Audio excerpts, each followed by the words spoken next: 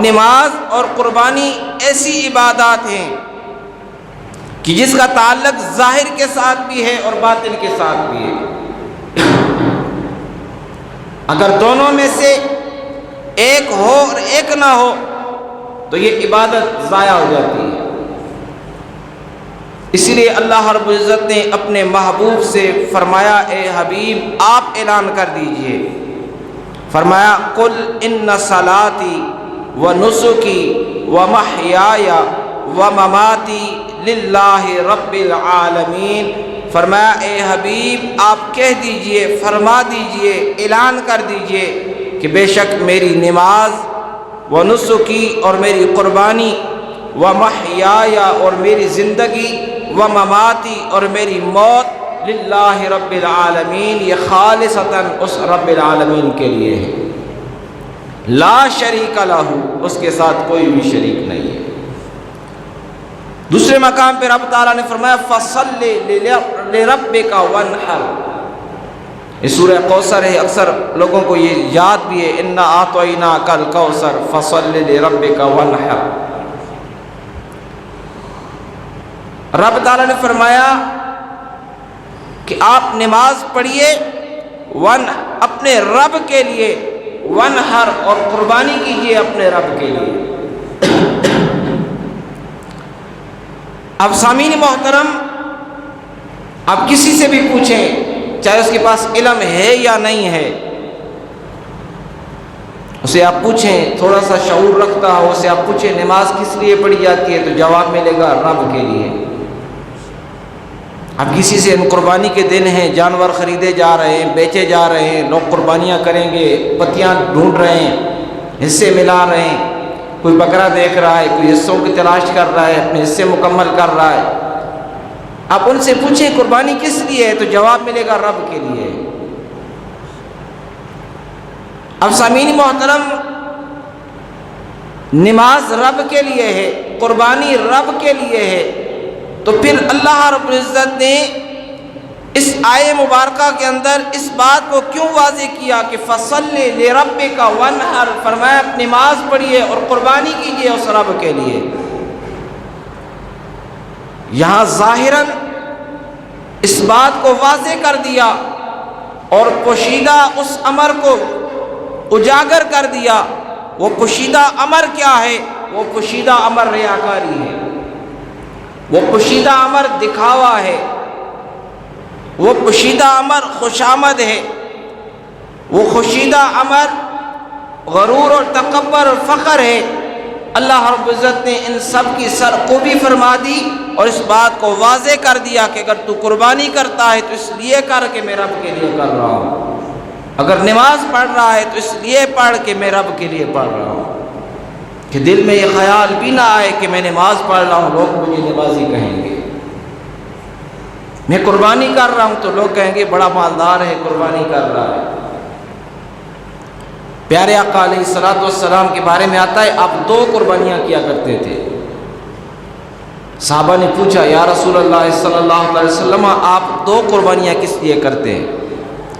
تو پیارے آقا علیہ الصلوۃ والسلام نے فرمایا اے میرے صحابہ میں 2 اس لیے کرتا ہوں کہ ایک مجھ محمد کی طرف سے ہے اور ایک ان غرباء کی طرف سے ہے، ان فقراء کی طرف سے ہے، ان مساکین کی طرف سے ہے کہ جن کے پاس طاقت نہیں ہے، جن کے پاس توفیق نہیں ہے کہ وہ قربانی کر سکیں، فرمایا میں محمد ان کی جانب سے بھی قربانی کر رہا ہوں۔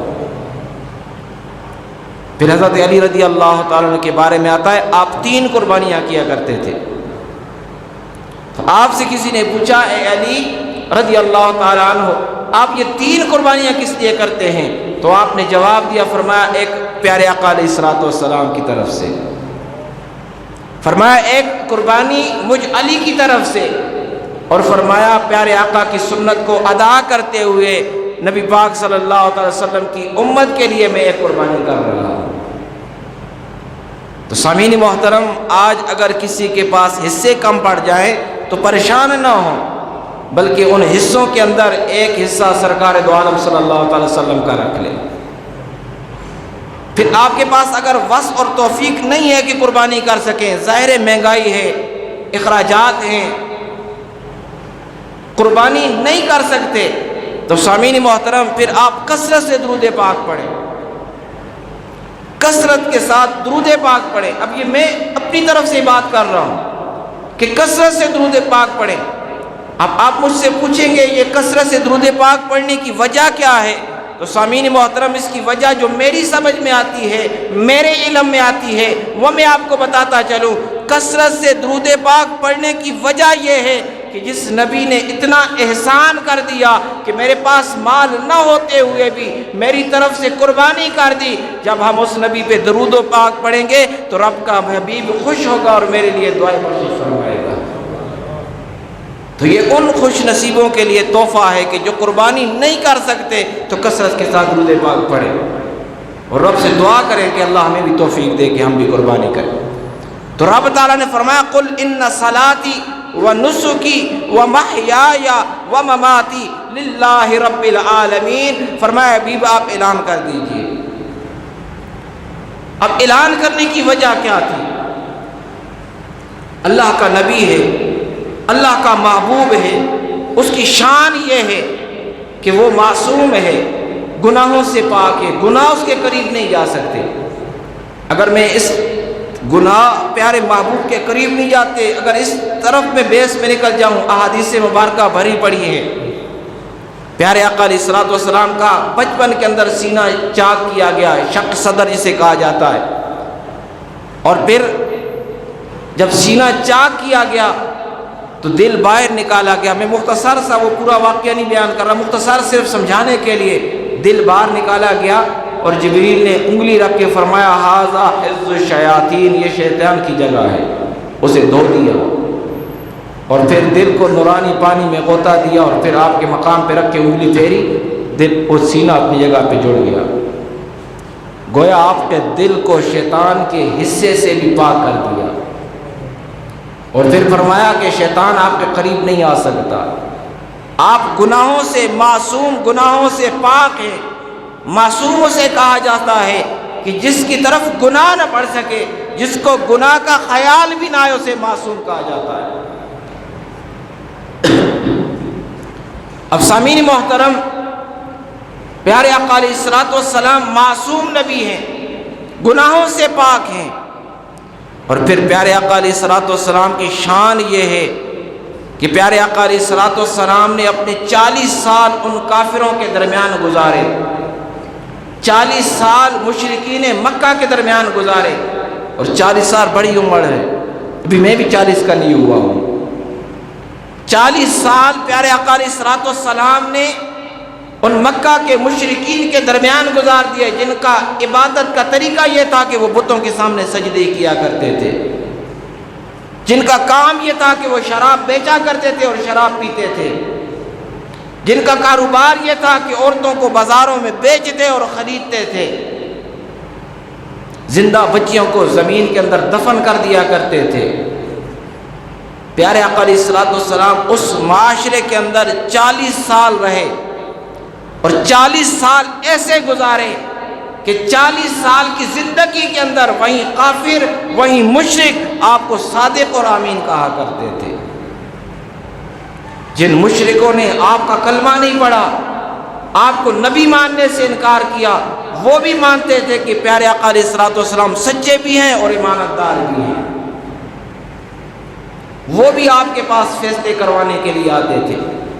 پیارے آقا علیہ الصلوۃ والسلام عالم شباب، نوجوانی کے عالم میں تھے، اور جب کعبے کی تعمیر کا سلسلہ شروع ہوا اور ایک مقام پہ جا کے رک گیا، اور وہ مقام کون تھا؟ جہاں پہ حجر اسود رکھا جاتا ہے۔ حجر اسود رکھنے کی جب جگہ آئی تو وہاں پر وہ کام رک گیا۔ وہ 4 قبیلے تھے، ایک کہتا تھا یہ حجر اسود ہم لگائیں گے، دوسرا قبیلہ کہتا تھا یہ ہم لگائیں گے، تیسرا قبیلہ کہتا تھا یہ ہم لگائیں گے، چوتھا قبیلہ کہتا تھا یہ ہم لگائیں گے۔ پورا دن اس پہ بحث لگی رہی، نوبت یہاں پہ پہنچی کہ تلواریں نکل آئیں، اب بات لڑائی تک پہنچی کہ جو طاقتور ہوا وہی حجر اسود کو اپنے مقام پہ لگائے گا۔ اور سامعین محترم، آج اگر ہمارے جرگوں کے اندر کوئی آ کے بیٹھ جائے اور عمر اس کی جو ہے ابھی عالم شباب کے اندر ہو، 15 16 سال 17 سال کا نوجوان ہو، اسے کہتے ہیں بیٹا تیرا کام نہیں، تو ادھر سے نکل جا، تو بھی بچہ ہے۔ ہم اسے ایسے کہہ کے بھگا دیتے ہیں جرگے سے۔ اب وہ سارے کفار اور مشرکین کے بڑے بڑے قبائل کے بڑے بڑے سردار بیٹھے ہوئے تھے، اس بات پہ غور و فکر کر رہے تھے جھگڑا بھی نہ ہو اور کعبے کی تعمیر بھی مکمل ہو جائے۔ نبی پاک صلی اللہ علیہ وسلم تشریف لائے، فرمایا اگر بات کرنے کی اجازت ہو تو میں فیصلہ کر دیتا ہوں۔ ابھی نوجوان تھے، عالم شباب کے اندر تھے۔ جب یہ بات سنی ان لوگوں نے کہا بیٹا کون سی بات ہے، کون سا فیصلہ کرنا چاہتے ہو؟ کہا پہلے فیصلہ سن لو، پسند آئے تو مان لینا۔ کہا فیصلہ کیا ہے؟ کہا فیصلہ یہ ہے کہ یہاں سے چلے جاؤ اور کل صبح جو سب سے پہلے حرم کے اندر داخل ہو جائے، سب سے پہلے جو حرم کے اندر آئے اس کو حق حاصل ہوگا کہ وہ جو ہے اس پتھر کو اپنے مقام پہ لگائے گا۔ وہ بڑے بڑے سردار، بڑے بڑے جرگوئی، بڑے بڑے فیصلہ کرنے والے بیٹھے ہوئے تھے، کسی کے ذہن میں یہ خیال نہیں تھا۔ جب یہ تجویز سنی تو کہا ٹھیک ہے، بالکل صحیح فیصلہ محمد نے کر دیا ہے اور یہ فیصلہ ہم سب کو منظور ہے۔ جو صبح سب سے پہلے حرم میں داخل ہوگا وہی حجر اسود کو اپنے مقام پہ لگائے گا۔ اب وہ سب فیصلہ سن کے اس فیصلے کو تحریر کر دیا گیا اور اپنے اپنے گھروں کے اندر چلے گئے، لڑائی سے بچ گئے۔ اب فیصلہ بھی ہو گیا، اب انتظار اس بات کا تھا کہ صبح سب سے پہلے حرم کے اندر کون آتا ہے، سب سے پہلے اس بیت اللہ شریف کے اندر کون داخل ہوتا ہے، اس سین حرم کے اندر سب سے پہلے کون آتا ہے۔ تو سامعین محترم سب گھروں کو چلے گئے۔ پیارے آقا علیہ الصلوۃ والسلام کا یہ معمول تھا کہ آپ راتوں کو عبادت کیا کرتے تھے، ذکر اذکار کیا کرتے تھے، اور ویسے نہیں کہ تہجد کی نماز میں اتنا زیادہ ثواب ہے۔ پیارے آقا علیہ الصلوۃ والسلام نے اپنی زندگی کے اندر کبھی تہجد کو چھوڑا نہیں ہے۔ پیارے آقا علیہ الصلوۃ والسلام تہجد پڑھا کرتے تھے۔ آپ تہجد کے وقت اٹھے، اپنی عادت مکمل کی، کرنے کے بعد حرم کے اندر داخل ہوئے۔ اس وقت حرم کے اندر کوئی نہیں تھا، آپ بیت اللہ کی شاد بیٹھ گئے۔ اب وہ لوگ اپنی عادت کے مطابق اٹھے۔ اب ہماری عادت یہ بن چکی ہے، کوئی 8 بجے اٹھتا ہے، کسی کی 7 بجے آنکھ کھلتی ہے، کسی کی 10 بجے کھلتی ہے۔ ہمیں تو پرواہ ہی نہیں ہوتی کہ صبح کی نماز بھی پڑھے، کسی کی جو ہے کس وقت کھلتی ہے آنکھ، کوئی پورا دن سویا رہتا ہے۔ پیارے آقا علیہ الصلوۃ والسلام تہجد کے وقت اٹھے اور حرم کے اندر جا کے بیٹھ گئے۔ اب وہ جو اپنی اپنی عادتوں کے مطابق اٹھے اور اس خیال کے اندر تھے کہ میں آج بڑی جلدی اٹھا ہوں۔ اب جو 8 بجے اٹھتا ہو اسے 6 بجے جگا دیا جائے تو اس کے تو دل میں یہی خیال ہوگا آج میں بڑی جلدی اٹھ گیا ہوں، کیوں 8 بجے اٹھا کرتا تھا آج میں 6 بجے اٹھ گیا ہوں تو بڑی جلدی اٹھ گیا ہوں۔ جو 6 بجے اٹھتا اسے 4 بجے جگا دیا جائے تو اس کے تو دل میں یہی خیال ہوگا آج میں سب سے پہلے اٹھ گیا ہوں۔ لیکن اٹھ کر ذرا دیکھے تو صحیح کہ اس کی ماں کتنے بجے اٹھتی ہے۔ اس سے پہلے ماں اٹھ کے اپنے اس کی واش روم کے اندر پانی اس نے بھرا ہوتا ہے۔ جن گھروں کے اندر ایسا ہے نا سسٹم، ٹوٹی وغیرہ نہیں لگے، ٹینکیاں نہیں لگی ہوئی ہیں، آپ واش روم کے اندر جائیں دیکھیں رات کو واش روم میں پانی نہیں ہوگا، لیکن سب صبح آپ نماز پڑھنے کے لیے استنجا خانے میں جائیں گے دیکھیں گے پانی بھرا پڑا ہوگا۔ وہ پانی کہاں سے آ گیا؟ آپ کی ماں نے اٹھ کر پہلے، آپ سے پہلے اٹھ کر وہ پانی بھر دیا ہے۔ یہ ماں کی شان ہے۔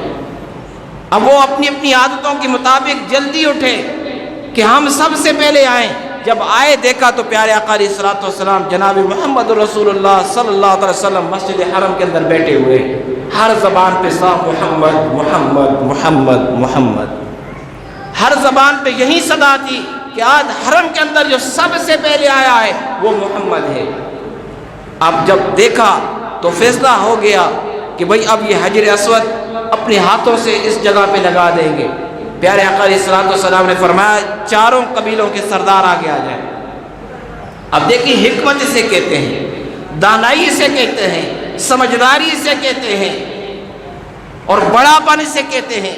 لگانا تھا اپنے ہاتھوں سے، فرمایا چاروں قبیلوں کے سردار آگے آ جائیں۔ چاروں قبیلوں کے سردار آئے، فرمایا چادر لے آؤ۔ چادر لائی گئی، آپ نے چادر بچھائی، اس اپنے ہاتھوں سے حجر اسود کو اٹھایا، چادر کے اوپر رکھ دیا، فرمایا چاروں سردار ایک ایک کونے سے اس کو پکڑ لیں۔ اب چاروں قبیلوں کے سرداروں نے اس چادر کو کونوں سے پکڑ لیا۔ آپ اپنے مقام پہ بیٹھ گئے، فرمایا اس کو اٹھاؤ۔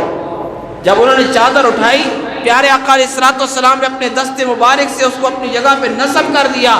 چاروں قبیلے بھی خوش ہو گئے کہ ہمارے سردار نے حجر اسود کو اپنی جگہ پہ لگایا ہے، اٹھایا بھی پیارے آقا نے، لگایا بھی پیارے آقا نے، اور چاروں کو خوش بھی کر دیا۔ وہ محبوب محمد ہے، وہ نبی محمد ہے، وہ شان و عظمت والا نبی ہے جس کا ہم نے کلمہ پڑھا ہے۔ اب اس کی اتنی شانیں ہیں، اتنی عظمتیں ہیں، اس کی عبادت کے اندر کسی کو کیا شک ہو سکتا ہے، اس کی ریاضت میں کسی کو کیا شک ہو سکتا ہے۔ اللہ رب العزت نے فرمایا، اے حبیب آپ اعلان فرما دیجئے، قل ان صلاتی و نسکی، جس کی شان یہ، جس کی عظمت یہ، جس کا مقام یہ، اس نبی کی عظمت کی میں بات کر رہا ہوں، جس کی شان یہ فیصلہ ایسا کرے کہ سب خوش ہو جائیں، فیصلہ ایسا کرے کہ سب راضی ہو جائیں۔ اس نبی نے فیصلہ فرمایا، اس نبی کے فیصلے پہ سب راضی ہو جائیں۔ اس سے رب کہہ رہا ہے، حبیب آپ اعلان کریں کہ یا اللہ اعلان کرنے کی وجہ کیا ہے۔ اب مثال کے طور پہ سمجھانے کے لیے میں بات کر رہا ہوں تاکہ سمجھ آ جائے۔ مجھے اگر کوئی کہے کہ قاری صاحب آپ اعلان کر دیں کہ لوگوں کو پتہ چل جائے، تو میں اعلان اس لیے کروں گا کہ لوگوں کو پتہ چل جائے کہ قاری صاحب یہاں پہ کیا کر رہے ہیں۔ بارہ مرتبہ شیخ بازجہ جی نے اعلان کیا ہے کہ میں مسجد کی خدمت کر رہا ہوں، فی سبیل اللہ کر رہا ہوں۔ اگر یہ اعلان نہ بھی کریں تو کیا اس کو اس کا ثواب نہیں ملے گا؟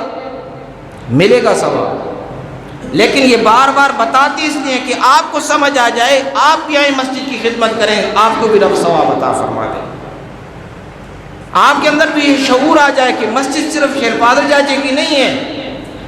مسجد کا یہ جو ہم نے اس کو صدر بنا دیا ہے، اس کا مقصد یہ نہیں ہے کہ ہم نے اس کو مسجد حوالے کر دیا بس جھاڑو بھی لگانا تیرا کام ہے، صفائی بھی کرنا تیرا کام ہے، ہم بڑا پیشاب کر جائے وہ بھی صاف کرنا تیرا کام ہے، پانی کی ٹینکیاں بھرنا بھی تیرا کام ہے، پنکھے نکالنا بھی تیرا کام ہے، دریا اور یہ قالینیں یہ فولڈ کرنا بھی تیرا کام ہے۔ اس لیے ہم نے اس کو صدر نہیں بنایا۔ گھر میں جو بڑا ہوتا ہے اس کا کام کیا ہوتا ہے؟ ہر گھر میں ایک بڑا ہوتا ہے، باپ ہے بڑا، تو آپ باپ کو کہتے ہیں ابا جان اٹھو ذرا جھاڑو لگا دو نا۔ ایمان سے بتائیں، آپ شادی شدہ ہوں، آپ نے کبھی کہا ہو، آپ بوڑھی ماں ہو، آپ کے گھر کی سربراہ ہو، آپ نے کہا اماں جان تم گھر کی سربراہ ہو نا، ذرا جھاڑو لگا دو نا؟ کیا خیال ہے؟ ایسا ہے؟ نہیں ہے۔ گھر کے کام گھر کے چھوٹے کرتے ہیں، بزرگوں سے کام نہیں کروائے جاتے، بزرگوں سے دعائیں لی جاتی ہیں، بزرگوں کی خدمت کی جاتی ہے، ان سے دعائیں لی جاتی ہیں، ان سے کام نہیں لیے جاتے۔ لیکن ہماری حالت یہ ہے، ہمارے گاؤں کے اندر دستور یہ ہے کہ جسے مسجد کا سربراہ بنایا جائے اسے مسجد میں جھاڑو بھی لگانا پڑتا ہے، واش روموں کے اندر سے پیشاب بھی صاف کرنا پڑتا ہے، دریا بھی فولڈ کرنی پڑتی ہیں، ٹینکیاں بھی بھرنی پڑتی ہیں۔ کیوں بھائی؟ مسجد کی اس کے حوالے کر دی ہے۔ تو کیا صرف ثواب اس کے کھاتے میں آئے گا؟ ہمیں کچھ نہیں ملے گا۔ حق تو یہ بنتا ہے کہ جب وہ مسجد کھولے ہم پہلے سے کھڑے ہوں، بابا جی آپ بیٹھ جائیں، ہم نے جھاڑو لگانا ہے، ہم نے پانی کی ٹینکی جو ہے بھرنی ہے، آپ بتائیں کون سا کام کرنا ہے، ہم وہ کام کریں گے۔ لیکن اکثر آپ دیکھیں عشاء کی نماز پڑھ کے نوجوان بھاگ جاتے ہیں، کہیں ایسا نہ ہو کہ آواز لگا دے بیٹا پکا اندر رکھ دو۔ یہ ہماری حالت ہے۔ تو میں بات سمجھانے کے لیے کر رہا ہوں تاکہ سمجھ آ جائے ہماری حالت کیا ہے اور اسلام ہمیں کیا سکھا رہا ہے۔ پیارے آقا علیہ الصلوۃ والسلام کی شان و عظمت یہ ہے کہ فیصلہ ایسا کرتے ہیں کہ سب راضی ہو جائیں۔ اب اس کو بتانے کی ضرورت کیا تھی؟ رب نے فرمایا اے حبیب آپ اعلان کر دیجئے۔ فرمایا اللہ اعلان کیا کرنا ہے؟ فرمایا ان صلاتی، بے شک میری نماز، ونسکی اور میری قربانی، ومحیایا اور میری زندگی، ومماتی اور میری موت۔ یا اللہ کیا کرنا ہے اعلان؟ میں نماز پڑھتا ہوں تو رب تیرے لیے پڑھتا ہوں۔ میں نے اس وقت سجدہ کیا تھا جب کوئی مخلوق پیدا ہی نہیں کی تھی۔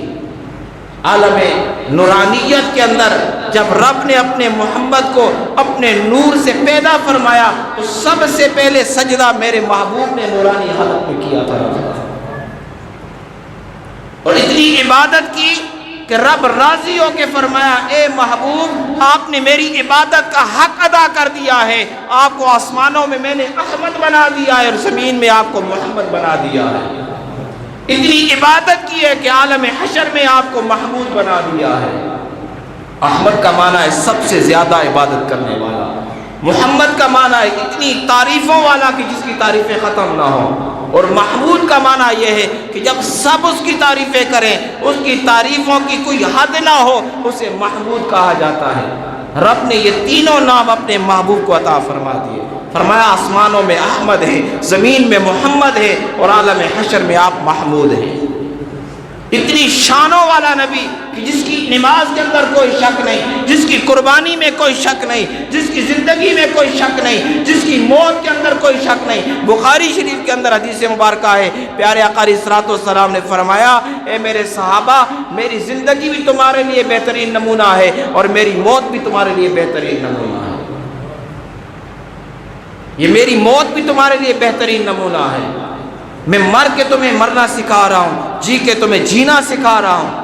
اگر زندگی گزارنی ہے تو اس طرح گزارو جس طرح میں محمد نے گزاری ہے۔ تو رب نے فرمایا اعلان کر دے، اے حبیب آپ اعلان فرما دیں، ان صلاتی، بے شک میری نماز، ونسکی، اور میری قربانی، ومحیایا، اور میری زندگی، ومماتی، اور میری موت۔ یا اللہ اعلان کیا کرنا ہے؟ فرمایا اعلان کر دیں للہ رب العالمین، اس پروردگار کے لیے ہے جس نے کل کائنات کا پالنے والا ہے۔ یا اللہ یہ اعلان کرنا ضروری ہے، اس اعلان کی ضرورت ہے۔ تو جانتا ہے کہ یہ عبادت تیرے لیے ہے، میں جانتا ہوں کہ یہ عبادت تیری رضا کے لیے ہے، مجھ سے تو راضی ہے، میں تیری عبادت پہ راضی ہوں۔ یا اللہ اس کی کوئی ضرورت تو نہیں ہے؟ فرمایا ضرورت اس کی نہیں ہے کہ آپ یہ اعلان فرمائیں، فرمایا ضرورت اس کی ہے کہ تاکہ آپ کی امت کو پتہ چل جائے کہ نماز پڑھنی ہے تو رب کے لیے پڑھنی ہے۔ آج ہم نماز دکھاوے کی پڑھتے ہیں، نماز پڑھنے آتے ہیں، دوستوں کے کہتے ہیں نماز پڑھایا ہم نے، ہاں صبح کی نماز آج جماعت سے پڑھی ہے، اس پہ احسان کیا ہے۔ آج میں پہلی صف کے اندر کھڑا ہوا ہوں اور امام کے ساتھ میں نے نماز پڑھی ہے، تو کیا اس پہ احسان کیا ہے؟ یہ سوچ، ایک دن نماز پڑھ کے تو پورے دوستوں کو بتاتا آج میں نے فجر کی نماز جماعت سے پڑھی ہے، تو باقی زندگی کدھر گئی؟ سال کی 360 دن اسلامی لحاظ سے، 365 دن عیسوی حساب سے، ایک دن فجر کی نماز جماعت سے پڑھ کے دوستوں کو بتاتا ہے تو 365 دن جماعت جو رہ جاتی ہے اس کا بھی کسی کو بتایا ہے۔ جمعے کی نماز میں پہلی صف میں آ کے بیٹھ گیا ہے تو ایک ہفتے کے اندر جو ایک ہفتے کے بعد جمعہ آتا ہے، ایک سال میں 52 جمعے آتے ہیں، تو پھر سامعین محترم ایک لمحے کے لیے سوچیں، ایک مہینے میں 4 جمعے آتے ہیں، ایک سال کے اندر 52 جمعے پڑھ کے تو اتنا اتراتا ہے کہ پہلی صف میں نماز پڑھی ہے، تو باقی کیا دن رب کے نہیں ہیں؟ باقی نمازیں کیا رب کی نہیں ہیں؟ فرمایا اپنی امت کو بتا دے، اپنی امت کو بتا دے کہ نماز کس لیے پڑھنی ہے؟ رب کے لیے پڑھنی ہے۔ فرمایا یا اللہ نماز کا تو بتا دیا، اب قربانی کی کیا ضرورت ہے؟ فرمایا اس میں شیطان کا بڑا راز ہے، شیطان کے وار سے بچنے کے لیے بتا دے کہ قربانی بھی رب کے لیے ہے۔ اب کیسے؟ اب ایسے کہ بعض بندے قربانی کرتے ہیں تو ان کی نیت ہوتی ہے کہ گوشت مل جائے گا، بعض بندے قربانی کرتے ہیں یہ سوچتے ہیں قربانی تو کر رہا ہوں لیکن پیسہ تھوڑا کم لگ جائے۔ میں نے اس بات کو پورے قرآن پاک میں تلاش کیا، احادیث مبارکہ میں تلاش کیا ہے کہ کہیں ایسا مل جائے کہ سستی قربانی کو کر لے، تو یہاں پر میں پہنچا 4 سپارے کی جب میں نے آیت پڑھی تو رب تعالیٰ کا حکم ہے، فرمایا لن تنالوا البر حتى تنفقوا مما تحبون وما تنفقوا من شيء فإن الله به علیم۔ فرمایا ہرگز تم نیکی نہیں پا سکتے، اس وقت تک نیکی کے قریب بھی نہیں جا سکتے، حتی تنفقوا مما تحبون، یہاں تک کہ تم خرچ کرو اس میں سے جو تمہیں پسند ہے۔ بازار میں جوڑا خریدنے جاؤں، وہ دکاندار کہے قاری صاحب یہ جوڑا 200 روپے کا ہے، یہ جوڑا 500 روپے کا ہے، یہ جوڑا 1000 روپے کا ہے، یہ 1500 کا ہے، یہ کاٹن کا جوڑا 2000 روپے کا ہے، یہ کرنڈی کا سوٹ ہے یہ 5000 روپے کا ہے، یہ ململ کا ہے یہ 10,000 کا ہے۔ ایمان سے دل پہ ہاتھ رکھ کے فیصلہ کرے کون سا کپڑا خریدیں گے۔ کپڑا خریدنے کی باری آئی جو سب سے اچھا ہے نا وہ دے دو، کیوں جی پہننا ہے نا۔ اب گرمیوں کا موسم ہے، کاٹن کا دے دو جی، کتنے کا جی 2000 کا ہے، کچھ کم کر دو، 200 کم کر دیا، 1800 کا لے کے آ گئے، خوش ہوتے ہیں کہ میں نے بڑا اچھا سوٹ لے لیا ہے۔ جوتا خریدنے دکان پہ جاتے ہیں، دکاندار کہتا ہے یہ والا جوتا 150 روپے کا پلاسٹک والا ہے، یہ والا جوتا جو ہے یہ 600 روپے کا ہے، یہ 1500 روپے کا ہے، یہ 5000 کا ہے، کہتے اچھے والا دو، اچھے والا، کہ نظر بھی آئے کہ میں نے جوتا پہنا ہوا ہے۔ اب اچھے والا قیمت اچھی ہوتی ہے، ہم دے کے آتے ہیں، جوتا خریدنا ہے بھائی، لوگوں کو دکھانا ہے میں عید کے دن کپڑے پہنے ہوں، عید کے دن میرے کے اندر جوتا ہو، کسی کو پتا تو چلے کہ میرے پاس مال ہے۔ اتنا کچھ خرچ کرتے ہیں لوگوں کو دکھانے کے لیے، اور قربانی کس لیے؟ رب کے لیے۔ وہاں پر جب بات آئے تو پھر کہتے ہیں قربانی مہنگی نہ ہو جائے، زیادہ خرچہ نہ ہو جائے۔ پھر اکثر کی نیت ہوتی ہے کہ گوشت کا کیا کریں گے، مجھ سے پوچھتے ہیں قاری صاحب گوشت کا کیا کریں، خود کھا سکتے ہیں؟ ہاں خود کھائیں، خود کھا سکتے ہیں، فریج بھرنے کی اجازت نہیں ہے۔ آپ کے گھر کے اندر اتنے افراد ہیں، آپ نے بکری کوئی ہے اور اس کو آپ پکاتے ہیں، 2 وقتوں میں ساری جو ہے آپ کھا سکتے ہیں، وہ پوری بکری آپ کھا جائیں، 3 حصے نہ کریں، کوئی گناہ نہیں ہے آپ کو۔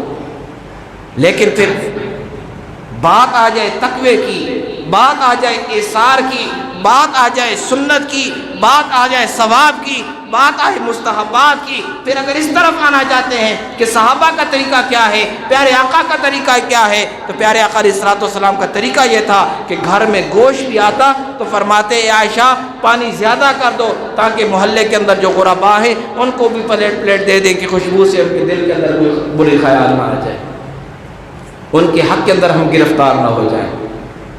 تو پھر یہ طریقہ ہے سنت کا کہ جب قربانی کا گوشت لائیں، آپ جو پکانا چاہتے ہیں پکائیں، باقی کو 3 حصے کر دیں یا سارے کے 3 حصے کر دیں، ایک حصہ اپنے لیے رکھ لیں، ایک اپنے رشتہ داروں کے لیے۔ اب سامعین محترم ایک لمحے کے لیے سوچیں، ہم قربانی کے گوشت کے 3 حصے کرتے ہیں، ایک میرے لیے، ایک میری بہنوں کے لیے، ایک جو ہے میرے غربا کے لیے، اللہ کے لیے۔ اب قربانی کے گوشت میں جو سنت عمل ہے، مستحب عمل ہے، وہاں بہن کا حصہ ہے اور وہ گوشت کسی اور کو نہیں دے سکتے، تو جو باپ جائیداد چھوڑ گیا اس میں بہن کا حصہ نہیں ہے؟ سوچے تو صحیح، باپ جائیداد چھوڑ گیا ہے، بہن حصہ مانگ لے، ناراض ہو جاتے ہیں، تیرے ساتھ موت پر ختم، حصہ کیوں مانگ لیا؟ بہن حصہ مانگ لے، ناراضگیاں پیدا ہو جاتی ہیں، کیوں بھائی؟